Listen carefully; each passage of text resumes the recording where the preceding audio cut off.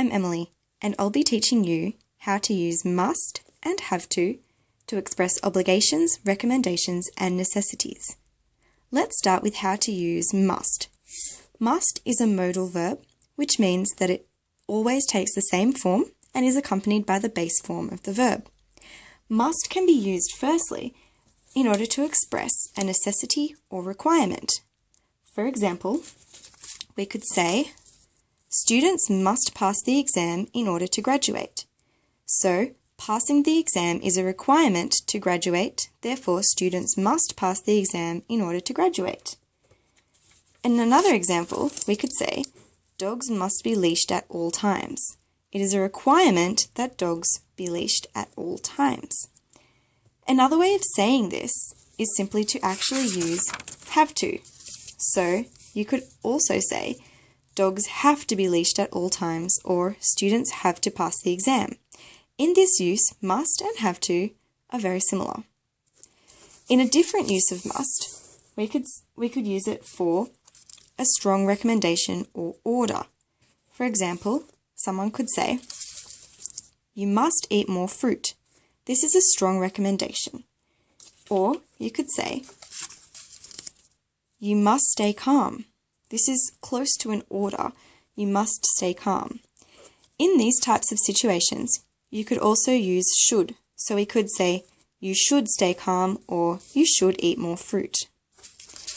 Finally, must can be used for subjective personal obligations. This is an error that many foreign English speakers make, in that you must only use must for personal obligations. For example, you could say, I must go to bed on time. This means that you think you should go to bed on time. I must go to bed on time. Or, I must go to the gym this week. This means that you think you should go to the gym this week. I must stop smoking. This means I think I should stop smoking. I must stop smoking. Another way of saying these things is to say, I should go to the gym, or I should stop smoking. You can also use a different way of saying I must, and that is to say I'll have to. So you might say I'll have to stop smoking, or I'll have to go to bed on time. And we often use I'll have to when we're talking about something that you'll have to do because of something else. So for example, I'll have to go to bed on time so that I can be awake tomorrow, or I'll have to stop smoking so that I can be healthy. But that's just a bonus. What you have to remember is that when we use must, we have to use it with a personal obligation that we think we have. On the other hand, let's move on to have to. Have to is used for an objective obligation imposed by others or a responsibility. So, examples of sentences using have to are, I have to go to work, I have to read this book, I have to pay a bill, and he has to look after his child.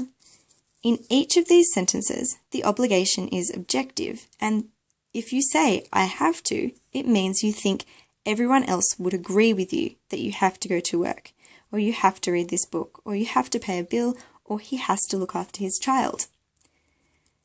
With have to, you can use it in any tense, unlike with must, so that you can say, she had to go home, or they had to buy a new car, or I had to go to a wedding, or we will have to cook dinner this evening.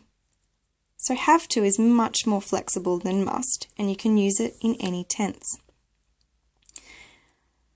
Have to is a much safer bet than must, and is often the correct answer. So let's have a look at an example sentence. And you can see that the sentence will mean different things if we use have to than if we use must. So, if we say, I must buy a new car, this means that Personally, I think I should buy a new car, and I'm imagining why I should buy a new car. However, if I say I have to buy a new car, this means that I think everyone would agree that I should buy a new car. For example, because my car is broken, or I have to buy a new car because I have to use a new car for work, or for some other external reason. It's not just that I think I should have a new car.